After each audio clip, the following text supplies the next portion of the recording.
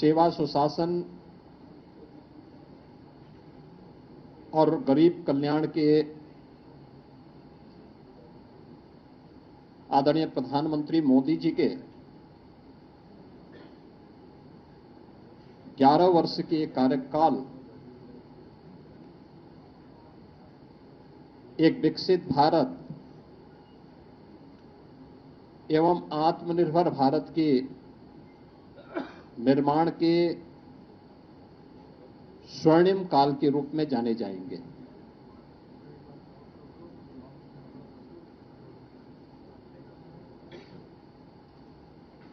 इन 11 वर्षों में प्रधानमंत्री मोदी जी ने वैश्विक स्तर पर भारत के विश्वास को सुदृढ़ करते हुए भारत को न केवल वैश्विक पहचान दी है बल्कि स्वयं को तपाकर खपाकर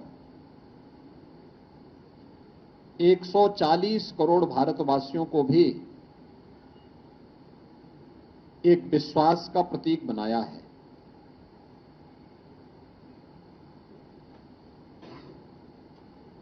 आजादी के 65 वर्षों में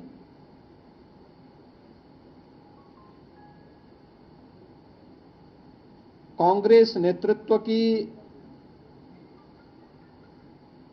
और अन्य अस्थिर सरकारों के कारण आम जन का जो विश्वास टूटा था,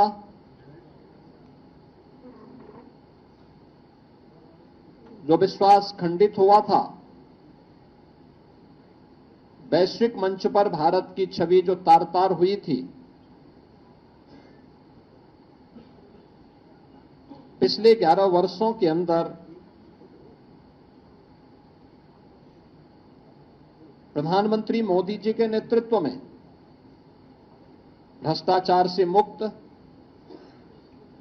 परिवारवाद से मुक्त, तुष्टीकरण की राजनीति से मुक्त एक भारत श्रेष्ठ भारत की परिकल्पना को साकार करने वाली एक ऐसा नेतृत्व हमें मिला है, इस देश को मिला है, जिन्होंने पूरे भारत को विश्वास का प्रतीक बना करके भारत को विकसित भारत और आत्मनिर्भर भारत की एक सुदृढ़ नींव का निर्माण करते हुए अगले 25 वर्ष की एक व्यापक कार्य योजना पूरे भारतवासियों के सामने भी प्रस्तुत कर दी है।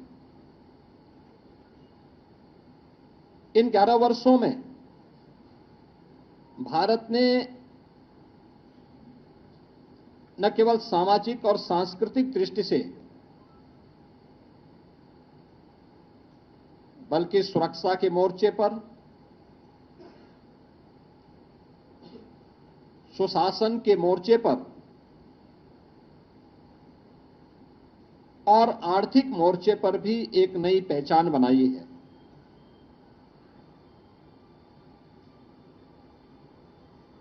शासन की नीति स्पष्टता,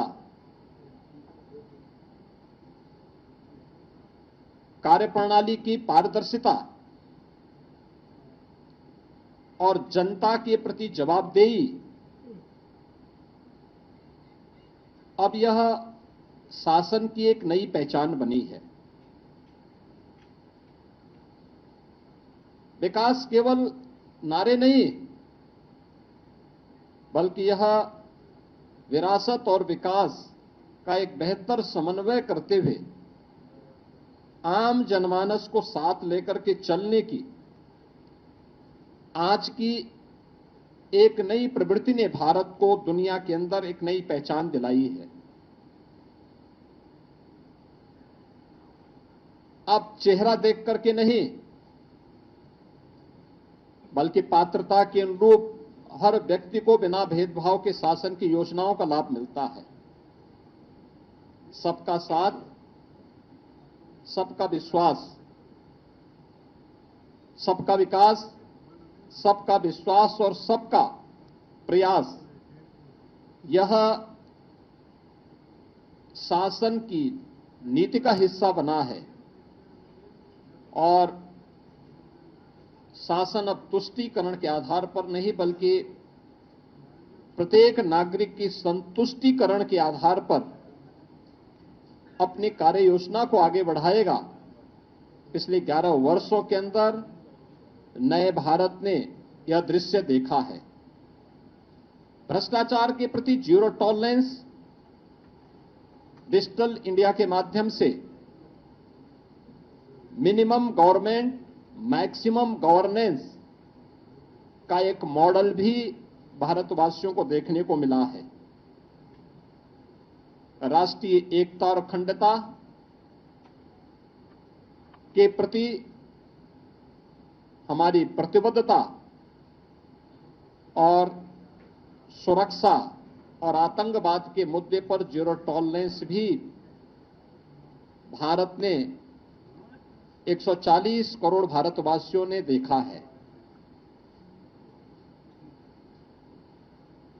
प्रधानमंत्री मोदी जी के नेतृत्व की सरकार के 11 वर्ष का कालखंड ऐसे समय में पूरा हो रहा है जब पूरी दुनिया ने भारत की सैन्य शक्ति की पाकिस्तान में टेस्टेड और दुनिया के द्वारा ट्रस्टेड उस ताकत को देखा है जो अभी ऑपरेशन सिंदूर के माध्यम से हम सबको देखने को मिला है। मित्रों, अब वह प्रवृत्ति नहीं जो 2014 के पहले होता था आतंकवाद के मुद्दे पर कि भारत तो केवल शांति का पक्षधर है, हर हाल में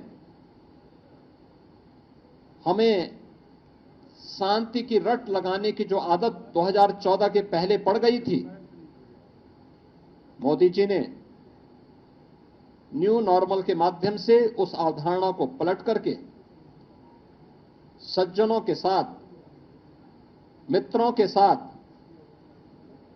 हम लोग शांति से, सौहार्द के साथ विकास की बात करेंगे, लेकिन कोई हम पर युद्ध थोपेगा, हमारी सुरक्षा में सेंध लगाएगा, भारत के अंदर आतंकवाद को प्रेरित और प्रोत्साहित करेगा,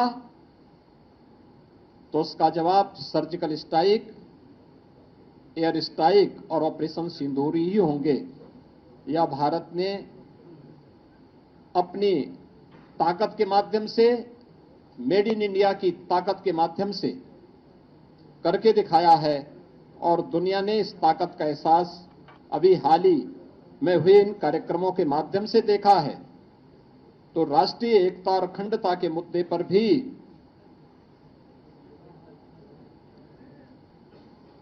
1952 से लगातार भारत पर थोपे गए धारा 370 को पूरी तरह समाप्त करके जम्मू कश्मीर को, लद्दाख को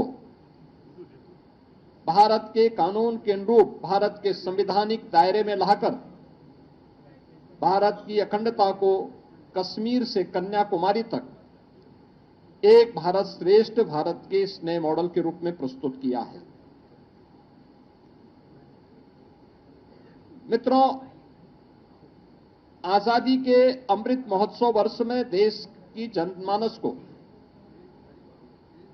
प्रधानमंत्री मोदी जी ने विकसित भारत का जो मंत्र दिया, इसके लिए प्रधानमंत्री मोदी जी ने पंचप्रण और 11 संकल्प प्रत्येक भारतवासी को याद कराए थे। ये पंचप्रण, और आपने देखा होगा ये 11 वर्ष के कालखंड इन पंचप्रण के दायरे में उन 11 संकल्पों को जीवन का हिस्सा मानते हुए ही आगे बढ़े हैं। ये पंचप्रण विकसित भारत का संकल्प, गुलामी की मानसिकता से मुक्ति, अपनी विरासत पर गर्व, राष्ट्रीय एकता और एकजुटता और नागरिक कर्तव्य का पालन। 11 वर्ष के कालखंड को अगर आप देखेंगे तो सरकार ने विकसित भारत की जो आधारशिला रखी है वह इन्हीं पंच प्रण को ध्यान में रख करके ही रखी है और इसी पर आधारित विकसित भारत का ये मॉडल जो आज भारत को अपनी विरासत के साथ भी जोड़ता है, दुनिया की एक आर्थिक महाशक्ति के रूप में भी स्थापित करता है और एक सामरिक शक्ति के रूप में भी भारत की ताकत का एहसास दुनिया को कराता है। उसने भारत के लिए जो 11 संकल्प प्रधानमंत्री मोदी जी ने प्रत्येक भारतवासी के लिए सुनिश्चित किए, उनमें कर्तव्य का पालन, एक समावेशी विकास, गांव, गरीब, किसान, नौजवान, महिलाएं, समाज के प्रत्येक तबके को ध्यान में रख करके किए गए कि पिछले 11 वर्षों में गरीब कल्याणकारी, लोक कल्याणकारी कार्यक्रम, इंफ्रास्ट्रक्चर के डेवलपमेंट का जो मॉडल है, ये सभी उसके हिस्से हैं। भ्रष्टाचार मुक्त शासन, टेक्नोलॉजी का उपयोग करते, डीबीटी के माध्यम से जो कार्य पिछले 11 वर्ष के अंदर देखने को मिले हैं, स्वतंत्र भारत में 65 वर्षों में इस प्रकार का मॉडल कभी भी देखने को नहीं मिला। कानून का सम्मान, हर व्यक्ति कानून से बड़ा कोई नहीं। हमें कानून का सम्मान करना होगा क्योंकि कानून हर भारतवासी को संरक्षण देता है। वंशवाद की राजनीति का अंत, ये परिवारवाद की राजनीति, ये जातिवाद को भी बढ़ावा देती है, देश के सामाजिक ताने बाने को छिन्न भिन्न करती है। इतिहास की उन गलतियों की पुनरावृत्ति नहीं होने देना है जिसके कारण देश गुलाम हुआ था। उस प्रकार की पुनरावृत्ति फिर न हो, इसके लिए आवश्यक है कि वंशवाद की राजनीति को समाप्त किया जाए। महिलाओं को नेतृत्व, नारी मातृ वंदना कार्यक्रम से लेकर के बेटी बचाओ बेटी पढ़ाओ से लेकर के नारी शक्ति वंदन अधिनियम तक किए गए अनेक कार्यक्रम, सैनिक स्कूलों में बेटियों की भर्ती हो, नेशनल डिफेंस एकेडमी में भी पहली बार महिला भी वहां पर भर्ती हो सकती है और वह भी सेना में उच्च सैन्य अधिकारी के पद पर जा सकती, कमीशन अफसर के रूप में जा सकती है, यह पहली बार हुआ है। संविधान का सम्मान, बाबा साहब भीमराव अंबेडकर के द्वारा बनाए गए संविधान का हर हाल में सम्मान होगा और इसके लिए प्रधानमंत्री मोदी जी ने 26 नवंबर की तिथि को संविधान दिवस के रूप में पूरे देश के अंदर 2015 से इस तिथि को आयोजन करने की कार्रवाई ये पहली बार हुआ। आरक्षण की सुरक्षा, सामाजिक दृष्टि से जो भी पिछड़े हैं, दलित हैं, वंचित हैं, उनको इस संविधान प्रदत्त सुविधा का अधिकार मिलना ही चाहिए। हर हाल में यह अधिकार उनको मिले, इसके लिए उनकी सुरक्षा, राज्यों में बिना भेदभाव के विकास की प्रक्रिया को आगे बढ़ा करके उनके समग्र विकास को आगे बढ़ाने का कार्य हो, या सामाजिक न्याय को सुनिश्चित करना और एक भारत श्रेष्ठ भारत के निर्माण के लिए किए गए प्रयास, ये 11 संकल्प हैं जिसे ध्यान में रख करके पिछले 11 वर्ष के अंदर प्रधानमंत्री मोदी जी के नेतृत्व में हम सब ने एक नए भारत का दर्शन किया है। मित्रों, अर्थव्यवस्था के मुद्दे पर हम अगर चर्चा करते हैं, याद करिए 2014 के पहले का भारत अस्थिर अर्थव्यवस्था थी, लोगों को विश्वास नहीं था क्या होगा भारत में। 1947 से लेकर के 2014 तक भारत दुनिया की केवल 11वीं अर्थव्यवस्था बन गया था और वह अर्थव्यवस्था भी अस्थिर थी।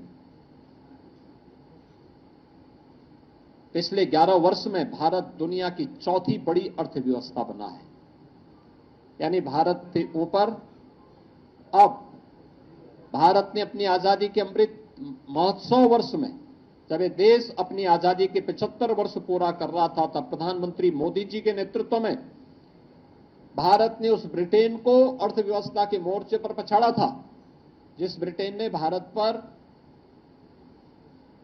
लगभग 200 वर्षों तक शासन किया था।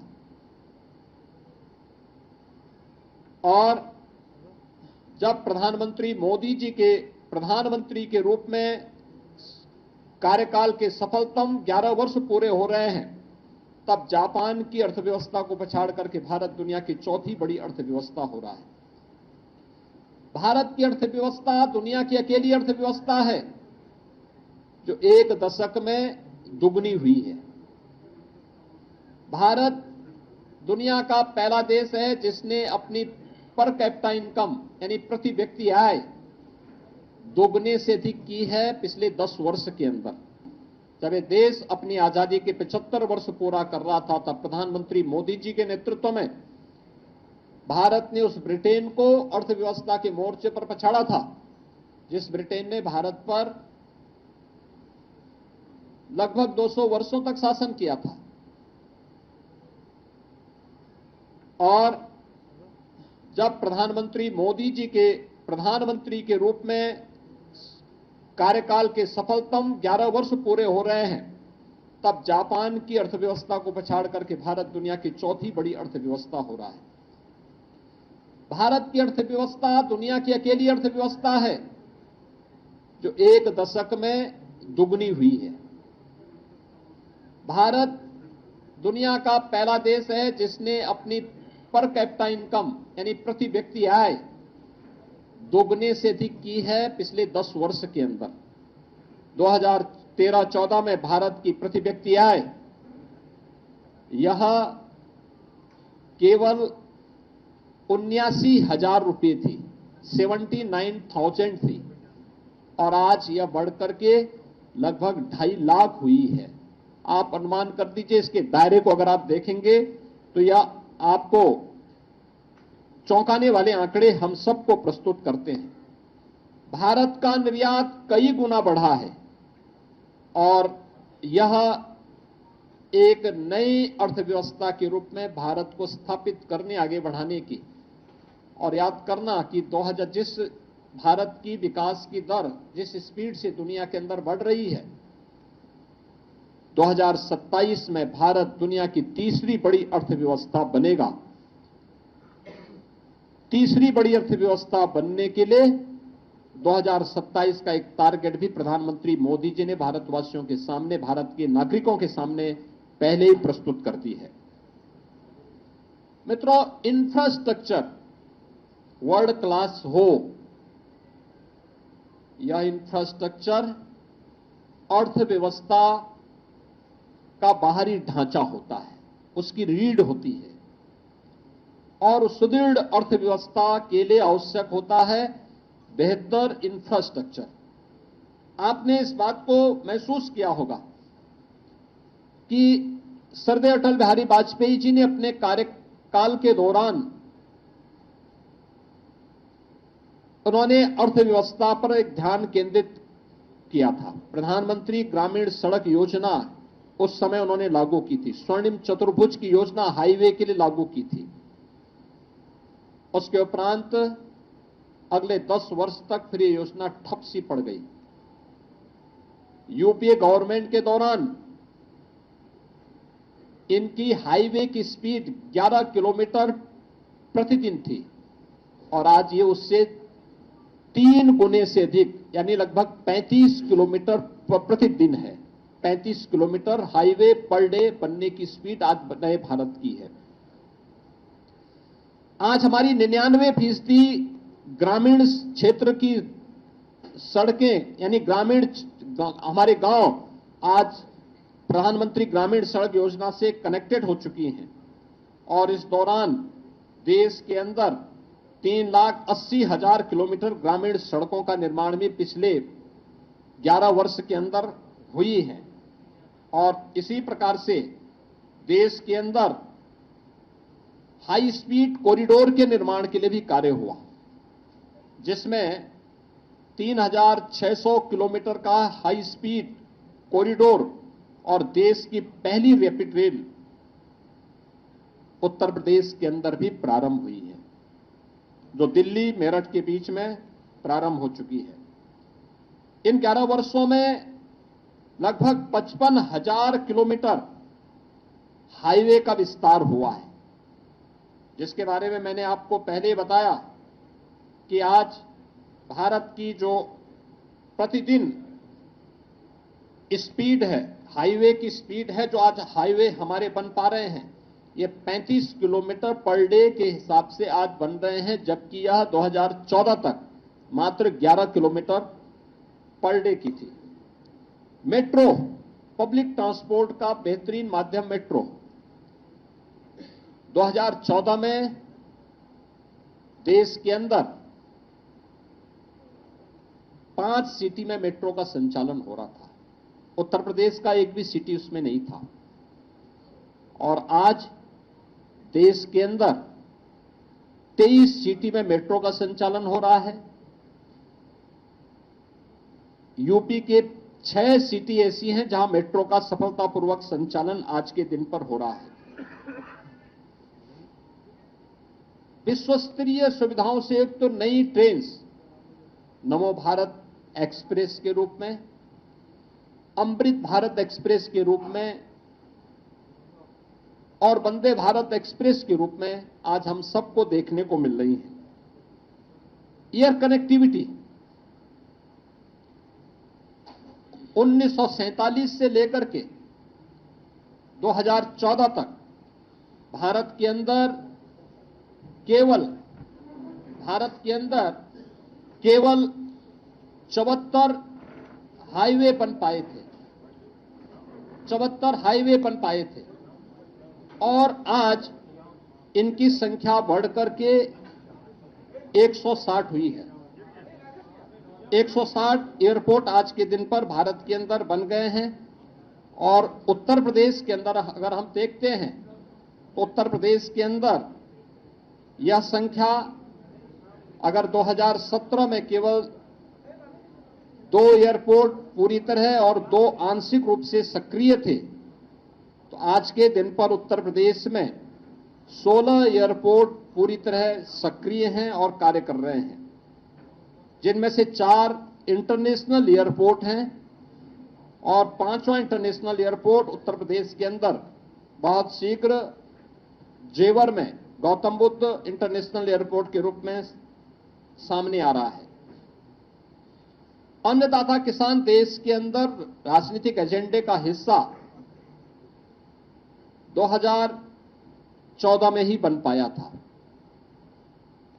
सॉइल हेल्थ कार्ड हो,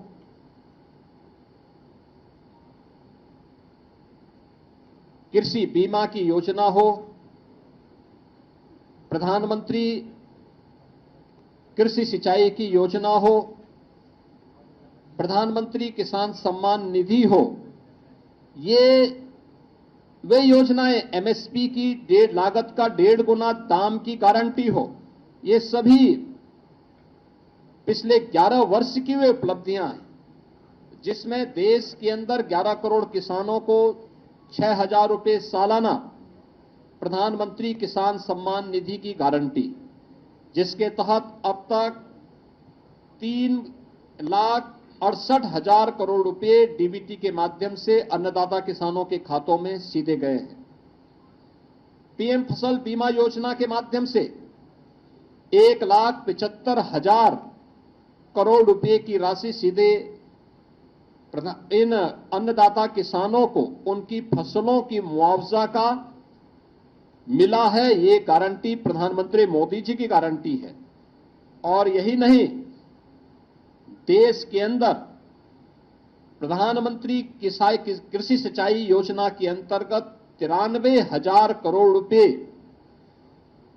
के निवेश के माध्यम से 112 सिंचाई की योजनाएं कंप्लीट हुई हैं, जिसके माध्यम से देश के अंदर 48 लाख हेक्टेयर लैंड को अतिरिक्त सिंचाई की सुविधा प्राप्त हुई है।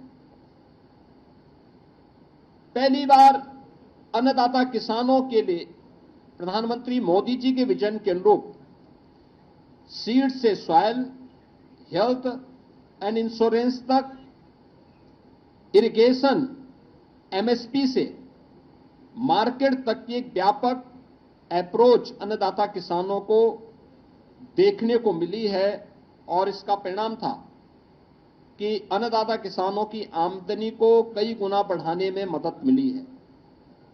इनाम जैसी एकीकृत यानी इंटीग्रेटेड जो राष्ट्रीय बाजार की प्रतियोगिता के माध्यम से अन्नदाता किसानों को मार्केट में अच्छा दाम मिले, इसकी एक व्यवस्था हुई है और इसके माध्यम से अन्य तमाम प्रकार के कार्यक्रम, एफपीओज का गठन हो, मंडियों के नवीनीकरण की कार्रवाई हो या गन्ना किसानों को समय से उनका गन्ना मूल्य का भुगतान। अगर हम उत्तर प्रदेश की ही बात करते हैं, 2017 के पहले उत्तर प्रदेश के अंदर चीनी मिलें बंद हो रही थी। बंद चीनी मिलों को औने पौने दाम पर जो कोऑपरेटिव की थी उनको बेचने की कार्रवाई तत्कालीन सरकारें करती थी। 1996 से लेकर के 2017 तक उत्तर प्रदेश के अंदर गन्ना मूल्य का जितना भुगतान 22 वर्षों में हुआ था, पिछले 8 वर्ष में उत्तर प्रदेश के अंदर अन्नदाता किसानों के लिए, उन गन्ना किसानों के लिए 71,000 करोड़ रुपए उससे अतिरिक्त भुगतान हुआ है। यानी अब तक 2,86,000 करोड़ रुपए का गन्ना मूल्य का भुगतान उन 46 लाख गन्ना किसानों को किया गया है जो गन्ने की फसल के माध्यम से, अपनी कैश क्रॉप के माध्यम से, एकमात्र कैश क्रॉप के माध्यम से वे आमदनी कमाते थे, अपने जीवन में खुशहाली लाते थे। यह डबल इंजन सरकार की वह गारंटी है जो प्रदेश के अंदर देखने को मिली है। पहली बार गरीब को शासन की योजना का लाभ का हिस्सा बन पाया है। अब चेहरा देख करके नहीं, योजनाएं किसी तुष्टीकरण का शिकार नहीं होती, बल्कि योजनाएं बिना भेदभाव के समाज के प्रत्येक तबके को उसकी संतुष्टिकरण का आधार देने वाली होती है। प्रधानमंत्री गरीब कल्याण अन्न योजना के माध्यम से देश के अंदर 81 करोड़ लोग इस सुविधा का लाभ प्राप्त कर रहे हैं। प्रति माह 5 किलो राशन की सुविधा प्राप्त करते हैं, तो प्रदेश में 15 करोड़ गरीब इस योजना से लाभान्वित है। हर घर नल की योजना, जल जीवन मिशन के माध्यम से देश के अंदर 15 करोड़ से अधिक लोग इस योजना से, 15 करोड़ से अधिक परिवार इस योजना से लाभान्वित हुए हैं और उत्तर प्रदेश में 2 करोड़ 65 लाख परिवार इस योजना से सीधे सीधे लाभान्वित हुए हैं। प्रधानमंत्री आवास योजना के माध्यम से 4 लाख परिवारों को देश के अंदर आवास की सुविधा मिली है, तो उत्तर प्रदेश में यह संख्या 4 करोड़ से ज्यादा परिवारों को इस सुविधा का लाभ मिला है और उत्तर प्रदेश में 60 लाख लोगों को इस सुविधा से लाभान्वित हुए हैं। प्रधानमंत्री उज्ज्वला योजना के माध्यम से ग्रीन ईंधन एंड क्लीन ईंधन की सुविधा मिले, यह सपना साकार किया प्रधानमंत्री मोदी जी ने। प्रधानमंत्री उज्ज्वला योजना के माध्यम से, जिसमें देश के अंदर 10 करोड़ 33 लाख परिवारों को फ्री में कनेक्शन उपलब्ध हुए हैं और उत्तर प्रदेश में 1 करोड़ 86 लाख परिवार इस योजना से लाभान्वित हुए हैं। पीएम स्वनिधि योजना के माध्यम से देश के अंदर पहली बार स्ट्रीट वेंडर के लिए भी कोई कार्यक्रम चला है। 68 लाख स्ट्रीट वेंडर प्रधानमंत्री स्वनिधि योजना का लाभ प्राप्त किए हैं। प्रधानमंत्री मुद्रा योजना के माध्यम से छोटे उद्यमियों को 52,50,000 करोड़ से ज्यादा का लोन उपलब्ध हुआ है और प्रधानमंत्री श्रम योगी मानधन योजना के माध्यम से भी देश में 59 लाख श्रमिक इससे लाभान्वित हुए हैं। अटल पेंशन योजना 7 करोड़ 65 लाख लोग लाभान्वित हुए हैं और प्रधानमंत्री जनधन अकाउंट में 56 करोड़ बैंक खाते खोले गए और इन बैंक खातों में 2,56,000 करोड़ रुपए से अधिक की राशि उन गरीबों ने अपनी जमा भी की है।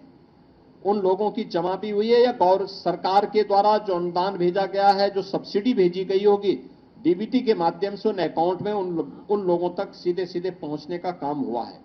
और इन सभी योजनाओं की जो परिणति है वह है कि पिछले 10 वर्ष के अंदर 25 करोड़ लोग बहुआयामी गरीबी से उभर करके एक नया मध्यम वर्ग के रूप में उभरा है और भारत एक नई वैश्विक शक्ति के रूप में अपने आप को स्थापित करने की ओर अग्रसर हुआ है।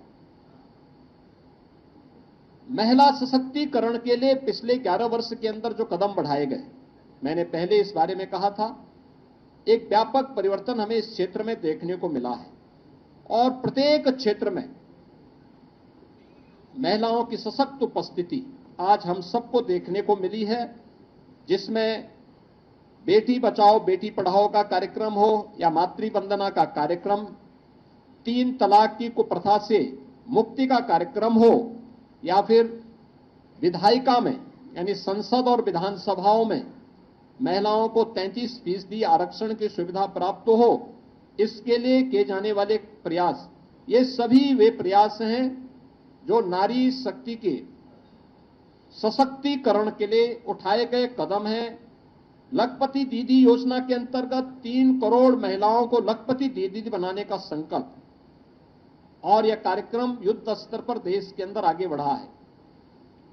स्वयं सहायता समूह के माध्यम से, महिला स्वयं सहायता समूह के माध्यम से 10 करोड़ महिलाएं 90 लाख से अधिक समूह के माध्यम से आज इस योजना के माध्यम से जुड़ करके कार्य कर रही हैं। प्रधानमंत्री मातृ वंदना योजना के माध्यम से देश में 3 करोड़ 98 लाख गर्भवती और धात्री महिलाओं को 18,593 करोड़ रुपए की राशि वितरित की गई। इस दौरान प्रधानमंत्री मोदी जी के मार्गदर्शन में, उनके यशस्वी नेतृत्व में उठाए गए कदमों का परिणाम है कि मातृ मृत्यु दर को, शिशु मृत्यु दर को नियंत्रित करने में भी सफलता प्राप्त हुई है और national family health survey 5th के अनुसार जो सेक्स रेशियो देश का था उसको भी बेहतर बनाने में काफी इसके माध्यम से उसमें काफी मदद उसके माध्यम से मदद मिली है। दुनिया जब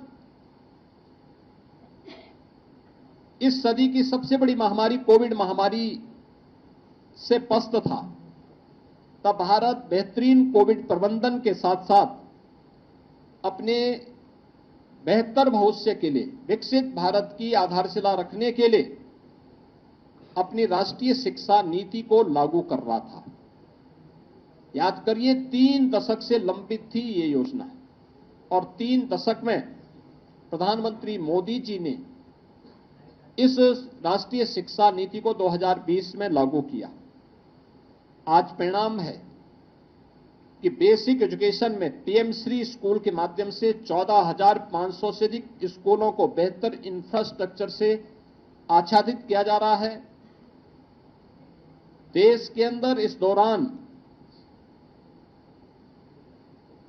आईआईटी, आईआईएम ये बने हैं, जिनमें 14 के बाद 8 नए आईआईटी, 7 नए आईआईएम का निर्माण हुआ। देश के अंदर पीएसयूज के माध्यम से जो रोजगार दिए गए 8,60,000 से अधिक भर्तियां देश के अंदर हुई हैं और 490 से अधिक केंद्रीय यानी नए विश्वविद्यालयों का निर्माण भी देश के अंदर हुआ है। स्वस्थ भारत एक समर्थ भारत का आधार बनेगा, ये प्रधानमंत्री मोदी जी ने कहा था। और आज याद करिए, पिछली सरकारों में कांग्रेस ने एक एम्स बनाया था, सरदार अटल जी ने 6 एम्स बनाए और मोदी जी के कालखंड में एम्स की संख्या हुई है 23। उत्तर प्रदेश के अंदर 2 एम्स बने हैं, एक गोरखपुर में, दूसरा रायबरेली में। देश के अंदर 2014 तक केवल 380 मेडिकल कॉलेज थे। आज अकेले उत्तर प्रदेश में 80 मेडिकल कॉलेज हैं और देश के अंदर 2045 मेडिकल कॉलेजेस वर्तमान में मेडिकल की शिक्षा प्रदान कर रहे हैं। एमबीबीएस की सीट्स 2014 तक केवल 51,348 सीट्स थी। आज ये संख्या बढ़कर के 1,18,000 हुई है और पीजी की सीट्स 2014 में 13,246 थी। आज ये संख्या बढ़कर के 74,000 इसके बाद नई जुड़ी हैं। इसी प्रकार से आयुष्मान भारत के अंदर पहली बार देश के अंदर 9 करोड़ से अधिक, यानी देश के अंदर 50 करोड़ से अधिक लोग इस योजना से आच्छादित हुए हैं और जिसमें आज भी 1,30,000 करोड़ रुपए से अधिक का मुफ्त इलाज की सुविधा भी लोगों को उपलब्ध करवाई गई है। आयुष्मान आरोग्य मंदिरों की संख्या भी देश के अंदर 1,76,000 से अधिक हुई है।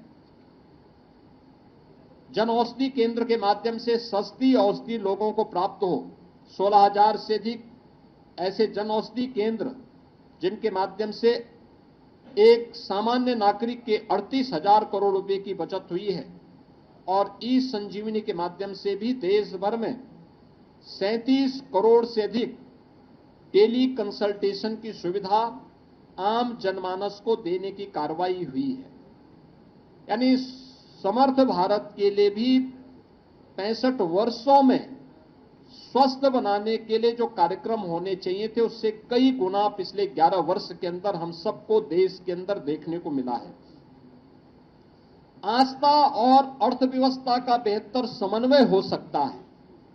विरासत भी विकास का माध्यम बन सकती है।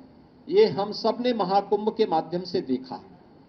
प्रधानमंत्री मोदी जी का मार्गदर्शन और नेतृत्व ने प्रयागराज महाकुंभ की सफलता को जिन ऊंचाइयों तक पहुंचाया था, आपने उसको महसूस किया होगा। कैसे उसके माध्यम से हमने एक नए भारत का दर्शन किया। आस्था के माध्यम से आर्थिकी के 5 नए कॉरिडोर यूपी के अंदर बनते हुए दिखाई दिए और उनके माध्यम से उन क्षेत्रों में रोजगार और अर्थव्यवस्था को जो बल मिला है, आज हमें यह विरासत और आर्थिकी का बेहतर समन्वय हम सबको देखने को मिलता है। एक नई काशी के रूप में काशी विश्वनाथ कॉरिडोर, आज काशी के अंदर